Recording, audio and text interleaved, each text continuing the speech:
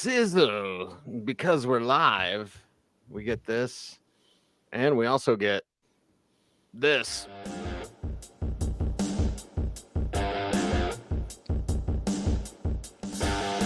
Canned rock music. Feels good on a Tuesday, Andrew Mason. Does Tuesday have a feel? I know Seinfeld dealt with this years ago, but like Monday has a feel. Friday has a feel. I think even Thursday has a feel. Tuesday's just, I don't know, kind of there. On a Tuesday, that's right, it is orange and blue. Today, Cecil Lammey, Andrew Mason, Denver Broncos rookies not named Bo Nix. Now, we've got plenty to get to in terms of who are some of Nix's favorites, who have been impressive this preseason, and I believe the conversation will start with Devon Vele. It will, but when you mention just rookies who are doing well, you have to mention Aldrich Estime, even though he had the fumble. You also have to mention Jonah Ellis, who really looked shaky during OTAs, but has progressed by leaps and bounds, I think, since the pads went on. And that was something that Sean Payton mentioned last week. Whether he gets more playing time may depend on his special teams role, but defensively on Sunday, I thought he was very effective. Yeah, some rookies coming through for this team, and it leads me back to when Sean Payton regaled the story of when he told Greg Penner, hey, in a few years, we're going to look back at these rookies and go, we got some good ones. And Devon Vele has been a player that's carrying over practice routine to the regular season field. Some things need to be cleaned up, but Devon Vele, a very exciting young prospect. He is, and one that I think has already changed the Broncos' plans because, like it or not, teams go into a training camp with an idea who their 53 are going to be, and even with an idea who their 16 practice squad players are going to be. Now, it doesn't mean you can't have changes. I don't think McLaughlin was a guy last year the Broncos were thinking was going to be on the 53, but he earned his way there. But I think Devon Vele is one who may have already forced a roster decision. I think the chances of slipping him through to the practice squad and through waivers are very slim at this point. I'd be surprised if he's not on the 53. You have Troy Franklin, who's going to be on the 53, even if he's not among the 53 best players coming out of camp, at least for their roles this year on the Broncos. So you're looking at a squeeze at wide receiver. Yeah, squeeze at wide receiver, and it leads some to, talk down about Troy Franklin. Troy Franklin's going to be fine. Okay, I do not believe, Mace, that we'll see Troy Franklin on the practice squad. One, he wouldn't pass waivers. Two, this team had a second-round grade on him. Troy Franklin, whether you like what he's done at camp or not, and he's Mr. 50-50 ball of like 50% of the time he's going to catch it, the other half he's probably not, but he's still going to make this team. And now Vele, I believe, will make the 53 as well. Yeah, so who, not necessarily a receiver, but who gets cut if you don't keep Vele? That's the thing. We don't know the answer to that right now. Yeah, we're fixing to find out. We're going through training camp, the few days that are remaining. Of course, the Packers joint practices, all this stuff will be incredibly important. But it's interesting to note just kind of Vele's demeanor after the game. You were in the locker room, Mace. How did you, when you talked to Devon Vele, how did he feel? Fine. I mean, I try not to make too much of like demeanor because that can sometimes deceive. So that's not something I make. I make a big deal out of unless it's something to the extreme, one way or the other. Nothing jumped out to me. For me, what jumped out with Vele was the misread route. He does talk about it here, and I guess I could play the clip and then comment on it. But when the corners got you inside leverage, it's like in basketball, you play one-on-one, Mace, and somebody tries to make you go to the left. Like, by the way they stand, like, just look at the coverage, and the coverage is trying to get you to go inside. Vele just followed where the coverage wanted to go.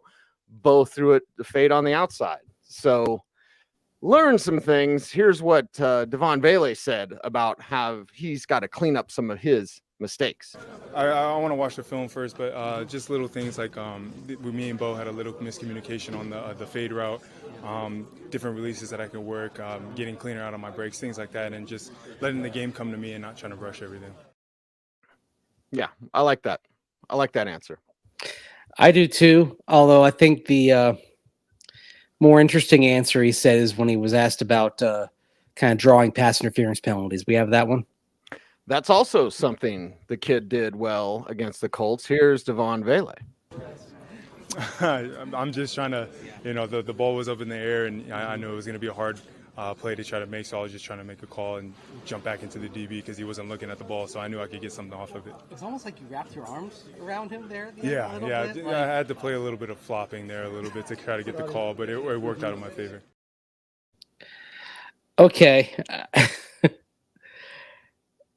I'm not sure wrapping the arms like he did is going to go over as well in the regular season.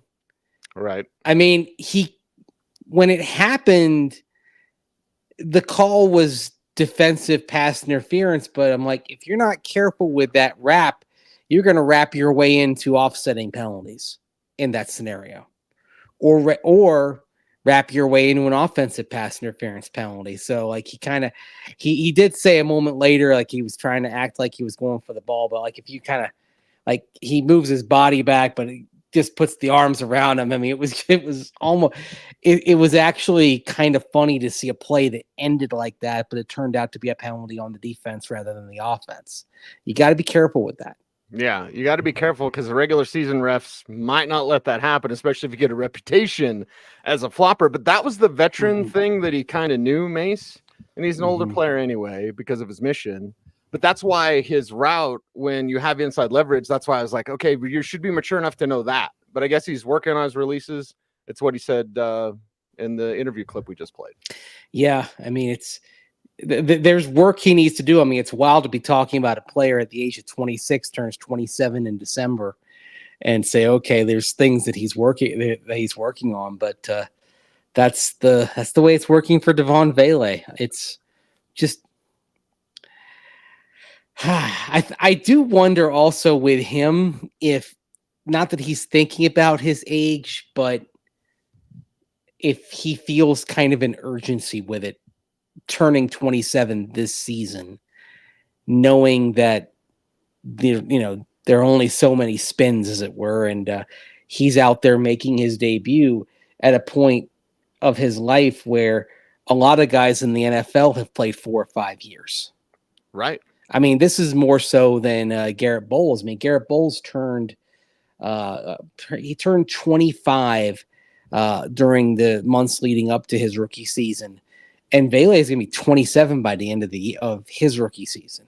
And so that sort of changes that changes up the timeline considerably. I mean, we're kind of looking at him the way you would look at a player who detoured to like a minor league, right? Like way back, like Kurt Warner finally making a start in the NFL, and it was 5 years since he was in college. Obviously, Vele was playing college football last year, but you're talking about two people at very similar points of their life, and I think it does put a little more urgency on him. Yeah, skill position player in Hayden Hurst, I think, was a little bit older when he was a first-round pick, came into this league because he played baseball. So we get that once in a while. Guys just take different paths, and for Vele, Mace, to me, it comes down to he's going to get one payday. Yeah. One payday. That's it. Some guys would be on their first payday at his age. Literally, like the 4 years of his contract, he turns 30 during the 4th year of his rookie contract. And so because of that, the payday he gets, if he succeeds, it's not going to be the payday that a receiver who's 26 years old heading into his 5th season would make. You'd be talking about a guy who's 30 turning 31 in year 5. So the entire timeline is, I feel like I'm talking about it like the Back to the Future movies or something. The timeline is disrupted in a way. It's not normal. I guess you don't know about that, but your kids are going to love it. I think I messed up that quote. And by the way, you said Hayden Hurst, just to kind of give you a comparison. Hayden Hurst was 24 when he was drafted, turned 25 in the camp, in his first training camp with Baltimore back in 2018. So Devon Vele is 26, turns 27 during his rookie season. I mean, this is, even by some of the other examples that we've seen, like Garrett Bolles, like Hayden Hurst, Devon Vele is an extreme example. Now, that being said, it's why he was off the boards of a lot of teams, and why, even though the Broncos really liked him, they knew they could probably wait to get him, because that chronological age represented a pretty significant strike against him in the draft evaluation process. And we know in the 7th round, teams can piss off other teams by taking a player they were looking forward to get as an undrafted guy. So Vele would have some interest, and now with his play in training camp at the preseason, too much interest to sneak through. The one-handed catch probably did it, but then, some of the savvier things that he did on Sunday, showing a more veteran-like understanding of things, probably sealed it. So you're looking at a receiver core of Courtland Sutton, Josh Reynolds, Marvin Mims Jr., Tim Patrick, Troy Franklin, and Devon Vele. I think, barring injury, that's going to be your 6 on the roster. And then I think it'll be interesting. Does Troy Franklin tweak something, and then after a day go on IR where he can be recallable, and then you bring back Lil Jordan Humphrey or Brandon Johnson or somebody like that? Those type of things happen in the NFL. Yes, they do. If not, Troy will be a healthy scratch every week. Yeah. Right now he is trending toward being what JL Skinner was last year. On the roster, developing, but doesn't appear to have a significant role. And certainly among those 6 receivers, in terms of their use, would have to be number 6. I don't think there's any question about that. But then the other question is, those 4 veterans, Marvin Mims Jr., Courtland Sutton, Tim Patrick, Josh Reynolds, are they all in the mix? And then I think the question would be what becomes of Tim Patrick, even though I think they're trending toward having him around for a season. Yeah, they'd like that. We'll see if that can actually happen from mandatory minicamp, maybe a little bit less in training camp because we see Bo work with so many people. But during the offseason, it was Devon Vele that showed the best chemistry with Bo Nix, better than Troy Franklin. And after the game, Devon Vele talked about his young quarterback. Here's what he had to say about Bo Nix. It's good. He takes command. He's got that leadership to him. I'm excited for him. He's going to do a lot of great things, but biggest thing that stands out to me is his leadership. He just talks to us in the huddle. If it's a 3rd down, he's like, "Hey guys, can we?" For example, on the 4th and 1, it was 4th and short, and he came up and told the O-line, "It's like, hey guys, can we get 1 yard? Can we get 1 yard?" So things like that. He demands that leadership. He demands greatness from us, and I think that makes everybody better around him. Leadership, I love it. Yeah, not surprising, but worth noting. We heard it from veterans. Tim Patrick, Mike McGlinchey talking about it. Heard it from Devon Vele. Also heard some stuff about Bo Nix from Aldrick Estime, another rookie in the mix. Let's hear what he had to say. Oh, yeah, he's a really good guy. He's a game manager. He's a guy that played a lot of football in his career, so he knows what he's doing. He's a guy that always wants to get better. He's never complacent. He always wants to get better, and he's just a great leader for us, and I'm happy to play with him. Okay. Great leader. There's 2 words we have to discuss, even though I think people are going to make too much of them. Game manager, but I don't think that's a pejorative here. I don't think it ever should be. Tom Brady was a game manager, and that doesn't mean Bo Nix is Tom Brady, but quarterback's job is to manage the game. Now, if that's all you are, if you're Brad Johnson or Trent Dilfer, if we think of Super Bowl winning game manager quarterbacks, okay, whatever, but Bo's not that.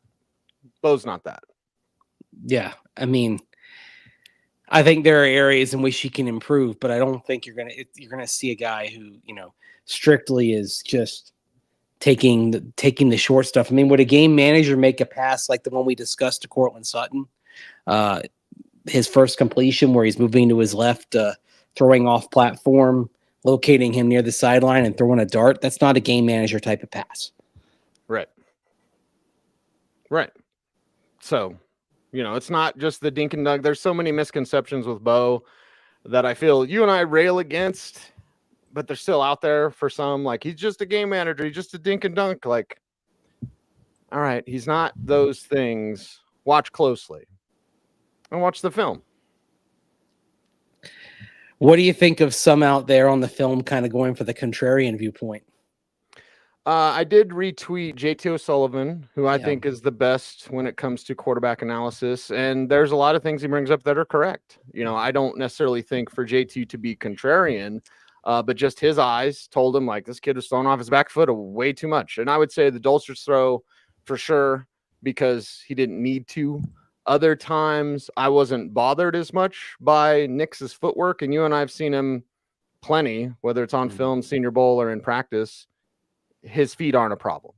This isn't a problem. He's got quiet feet. They're not a problem. I would say that they got better over the course of the game. I thought, the first one really jumped out because by throwing off his back foot when he didn't have to, it led to an inaccurate pass, and it was as we would say, a hospital ball. It nearly got Greg Dulcich injured. Don't want that. No. So don't want that. That's. Fortunately, Dulcich came out okay, but you don't want too much of that. That first throw, it's like, whoa.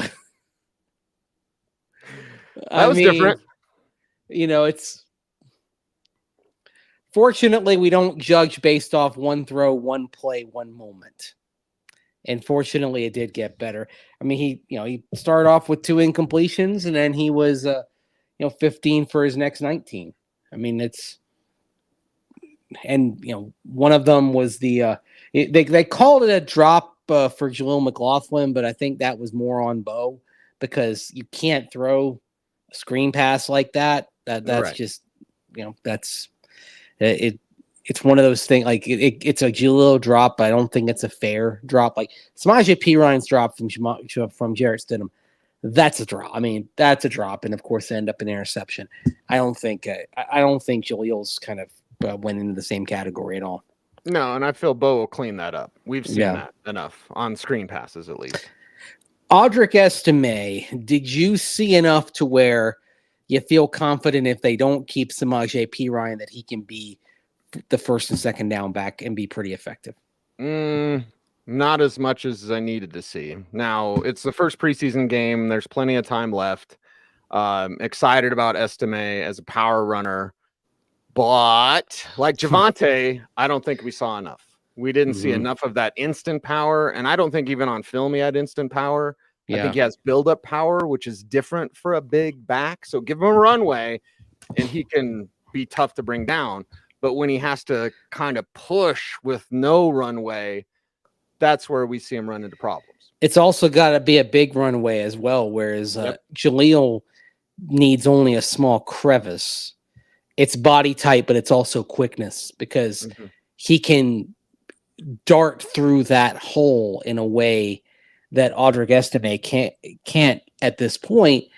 I actually thought it was interesting the way they used Jaleel on Sunday with a lot of times that they were just, running in between the tackles. I don't think that's necessarily the most viable thing long term, but as far as figuring out how you're going to disperse the reps, I thought it was interesting that he got as much work between the tackles. And again, is another sign of where this thing is headed and probably headed away from Samaje Perine being on the 53.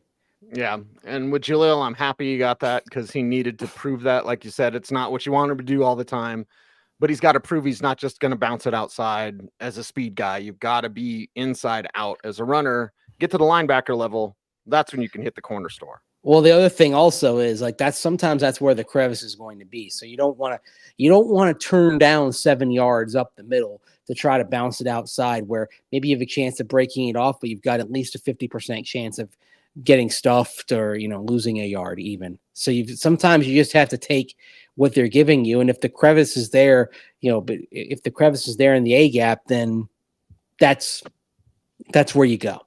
That's where you have to have the willingness to go. And he's got enough quickness to where he can kind of get through that hole, make one move, and do more than keep the offense on schedule, keep the offense ahead of schedule. I like what Larry says here. Command the huddle, see the field, process quickly. Mm-hmm. These are all Bo Nix positives. He did all those. Mm-hmm. It was a good day for him. Now I'm curious to see what the coach will say if it's brought up tomorrow about what the film revealed, because we hear always on Sean Payton, I gotta watch the film. What did the film tell him? Right. Because odds are the film told him something different than it's telling us, even something different that it's telling the JT O'Sullivans of the world. Right. And I'm sure coach will, Bo's going to listen. Bo's going to study. Bo's not going to fail due to lack of effort, or if his footwork would continue to be a problem. It's not a problem. Mm-hmm. There were problematic throws in his first game, and I'm not making excuses for Bo. We've just seen enough of him to know the feet are not a problem at all. His feet lead his eyes. And like I said, he has quiet feet, which I enjoy. Yeah. Do you always enjoy quiet feet in life, though? Yes. Quiet feet are a good thing. You don't like to hear somebody coming? I'm a ninja. I'm fine. Well, it's fine for you. I'm just saying, do you like to hear somebody else coming just to give you a heads up? No. Okay. Okay. I don't like surprises. I don't like surprises at all. Different strokes for different folks. Am I right, fellas? Yeah. Yes. I like predictability. Yeah. I like backs that hold on to the ball. We got to play Estime talking about his fumbling and how he needs to get better at that. It's just learning rookie mistakes. I definitely felt good to finally get that over with, so it won't happen in season. And I'm just playing one play at a time. Bad play, but I was right in the next drive, and we had a scoring drive right after that. So I'll go way to bounce back from that. How much does it help that they did throw you out there the next series to kind of get that taste out of your mouth? I felt good, honestly. It shows how much confidence they have in me. And like they say, we're just one game at a time, one play at a time. And we try to be perfect, but we're not perfect at the end of the day. But you got to hold on to that ball. And I was happy to see them put me back in, and we can get a scoring drive after that. Put him back in. They put Lucas Kroll back in there after he had his fumble. That was a pattern. Sending a player back in after a fumble. Yeah. Mm-hmm. It's good. It shows confidence, and it shows that we have expectations for you. So meet those expectations. Hold on to the rock. Have expectations, and at the same time, can't have that again. I mean, I would say with not with Estime. Estime is going to be on the 53 just because of his draft status, very similar to Troy Franklin. Depending on what Lucas Kroll's toe injury is, my advice to him would be, don't have another fumble. Try to avoid that. Toe injuries are tricky. I remember talking to Darius Walker about turf toe when he described to me what it is. It's disgusting. And a toe injury is always turf toe. It's always turf toe. Not always. I mean, sometimes you can have sometimes it's not the joint. It's it's a fracture in there. But if it's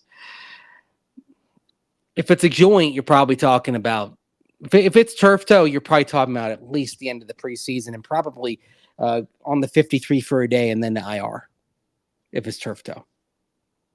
Yeah, we'll continue to watch that. We did have a question earlier in the chat room. I'll see if I can find it, about when is Sean Payton going to announce the starter. It's not going to be, I would say, after Green Bay.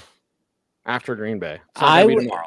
I would say we will get an announcement a week from tomorrow. A week. So we're recording this on Tuesday. That would put an announcement on August 21st. Okay. And just being, they have the Monday and Tuesday off after the Green Bay game, back at practice on Wednesday. I think that's when we'll hear something. And what we'll hear is? You want me to make a prediction? You already said it. You've already said your prediction. You said it before anybody else. Yeah. What? I think it'll be Bo Nix. Mm-hmm. I think it's trending that way. But here's the thing. If Bo Nix doesn't get the job at this point, I think realistically he will have lost it more than Jarrett Stidham won it. And ultimately, look, we always say all roads lead to Bo Nix. We say that for a reason, because who starts week one has less to do with Jarrett Stidham and more to do with Bo Nix and where he stands. If Bo Nix is deemed to be ready. Jarrett Stidham's had 4 starts. He's in his second year in the offense. If he has to be the starter in that game, they'll coach him up and hopefully he'll have a decent shot of having an okay game. You know that. I mean, that's the security you have in your back pocket. It's all about whether Bo is deemed ready or not. That's it. That's all there is to it. And the moment they drafted Bo Nix, Jarrett Stidham became a placeholder. It was just a question of how long he could hold him off. And again, less to do with Jarrett Stidham, more to do with Bo Nix. Yep. And more to do with the joint practice on Friday than the actual preseason game, but both will be important in the evaluation. Mm-hmm. We should just anticipate Bo Nix. If it's not Bo Nix, I'm not going to lose my mind. I want 12 games at least. If it's 17 games, great. But we'll see. We'll see. Yeah, one way or the other. It might be 12 games if he gets hurt, although you're encouraged by no sacks. You're encouraged by how quickly the ball is getting out. And if the ball is getting out quickly and he's not getting hurt, then that reduces the risk of him getting injured. I mean, heaven forbid we're having the conversation they're having in Minnesota right now, where it's JJ McCarthy and it's a question of, okay, is he going to have the 4 to 6 week surgery or the 4 to 6 month surgery? What would you do? Meniscus injury. Shut him down for the year. You punt this year. Yeah. I mean, that time anyway. That hurts in the calculus of developing him. That you lose one of those years of team control completely. Don't even have the hope of getting him out there.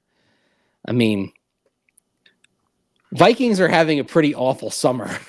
I mean, it's not. It's some of it's down, as we know, with the death of the draft pick. I mean, some of it's downright tragic. But they're having an awful, in every way, shape, and form. They're having an awful summer.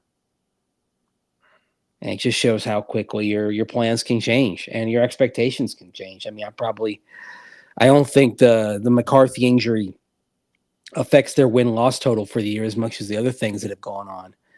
But it certainly affects their long-term planning, because now if you give him the 4 to 6 month surgery on the meniscus and you throw him and he's out for the year, what's your plan for 2025?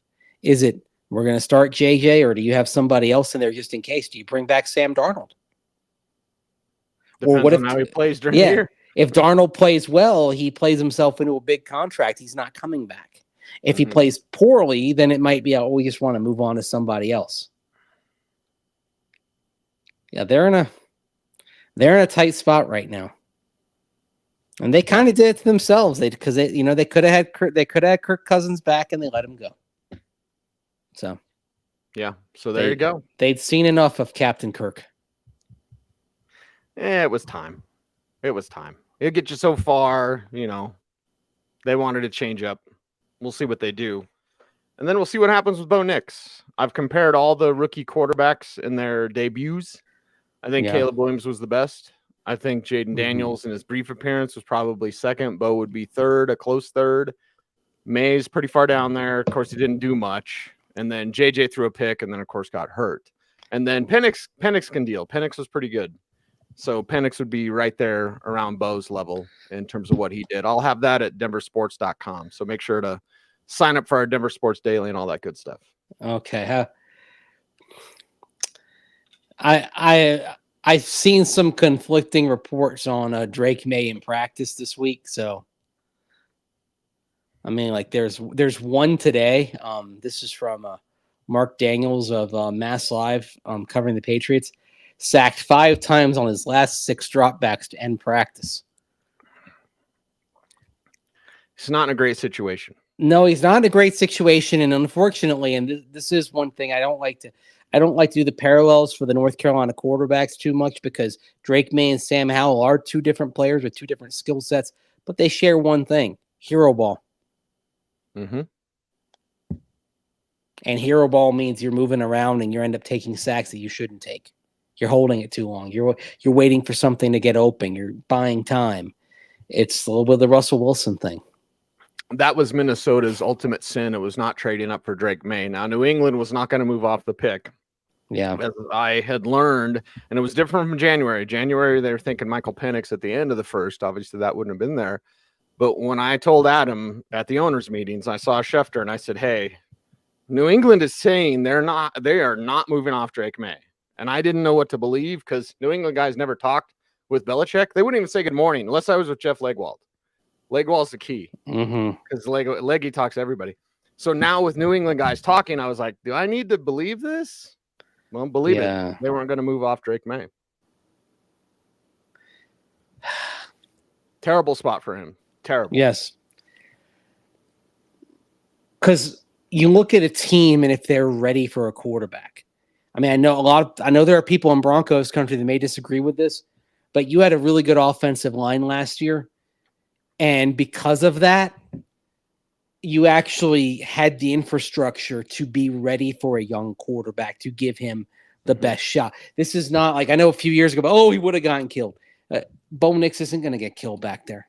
No. You built up the line. You spent heavily in free agency. You developed Quinn Miners and Garett Bolles. Garett Bolles is probably, if you're ranking the left tackles in the league, he's somewhere between 12 and 16. So the only thing you're concerned about right now is center. And yes, I am concerned about the center QB exchange at this point because it went awry twice in that game. So I'm concerned about that. But yeah, the Broncos were ready. The Bears were certainly ready. Look at all. I mean, it's whether if you got skill position players or if you got a line. If you've got one or the other, you've got infrastructure to help that quarterback along. If you have both, so much the better. That's why the Falcons are really interesting if they have to put Penix out there, even though they have Kirk Cousins. New England has none of that right now. New England not ready. And that's why the best thing that can happen for Drake May is to sit. Mm-hmm. I'd sit him for the year. And they won't because Robert Kraft was already meddlesome enough to put his opinion known. We're going to get a franchise quarterback. You didn't need to. Give Gerard Mayo time. He can be a good head coach. You didn't need to rush this Drake May pick. And the nice thing about Bo Nix and this fit with Sean Payton is it's like, and by the way, Mace, I have a request for you. Okay. May I request something? I don't take requests, but okay. Let's say it's after the preseason is over. Okay. I want a column from you on denversports.com about being ready for a quarterback. This is a fascinating conversation. Yeah. Honestly, we could do another whole show on it. Mm-hmm. But if you wrote that during the kind of break that we get between preseason and regular season, I would enjoy it, brother. Yeah, I appreciate that. You gotta be ready for a quarterback. Yeah. It's you can't lack everything. You don't necessarily need to have everything. I'd say the Broncos, they don't have everything in terms of skill position talent, but they've got the line up front. To me, that's the most important thing is you've built up the line. And then will the quarterback make the line better? Yeah, because plenty of sacks are on the quarterback as well. But you do need that. You do need that protection. And also it makes the running game go, and you need the support of the ground game. And what you do up front in terms of creating creases is a lot more important than who the running back is. You could have an average back, and if they've got the holes, they're going to be 4.4 yards a carry, and they're going to be able to be effective at taking the pressure off a young quarterback. So you look around. Bears have skill, talent, and some decent piece on the offense line, but the big thing is how many skill position players they have, how much talent they have. Like they're swimming in talent at the skill spots. Washington, not on the Bears level in terms of skill talent, but you've got having an uber reliable guy like Terry McLaurin who can always bail you out is invaluable to a young quarterback like Jaden Daniels. New England is that I think New England's roster is 32 out of 32. And also it's a first time head coach. And this is another thing. Washington, I know Dan Quinn may not inspire everybody, but Dan Quinn's a good, solid head coach who knows what he's doing. Matt Eberflus, jury is still out on him, but he's been a head coach for a couple of years. You're throwing Gerard Mayo in for the first time. And, oh, by the way, in New England, where Belichick had his hands in everything, it's a huge leap that you're asking him to make with a young quarterback. And I know people may be saying, oh, well, what about Houston last year? They had a first-time head coach, D'Amico Ryans, and they had C.J. Stroud coming in. A couple of things. Number one, schematically, they're running the Shanahan-McVay offense, which we know can put a quarterback a level above their natural norm. Number two, D'Amico Ryans, much more responsibility on the San Francisco staff. Basically, Kyle Shanahan saying the defense is yours than Gerard Mayo had on the New England staff. He didn't have as great a leap in terms of running things. And then to their credit, the Texans very quietly in the midst of some bad seasons really built up the rest of that roster. Now the final pieces were last year. They nailed that's the thing. They nailed the non-Stroud picks, right? Mm-hmm. They Will Anderson, by the end of the season, you could see him coming on, and Tank Dell before he got hurt. Atlanta didn't really need a quarterback. They did it anyway. That's a great situation. You've got experienced head coach, a coach who's actually been through it with a young quarterback before, not a young quarterback as good as Michael Penix Jr. when he had Josh Freeman. Freeman played good football for like half a year. Yeah, that 2010 season, 10-6, they tied the Packers and they lost on a tiebreaker, and the Packers went to the Super Bowl. It's the only one they won with Aaron Rodgers. Bucks lost an overtime game to Detroit at home down the stretch that if they'd won it would have kept the Packers out of the playoffs. That's how close that Tampa Bay team was with Raheem Morris, and they took a step back. And then you have Minnesota, which I think has that you literally have arguably the best wide receiver in football, and a good offensive line, and a good scheme with a coach who knows how to run it. What Minnesota is missing is the defense to offer any kind of support. And then you had a shaky defense, and you have injuries at cornerback, and now, the Vikings look like they're up a creek. That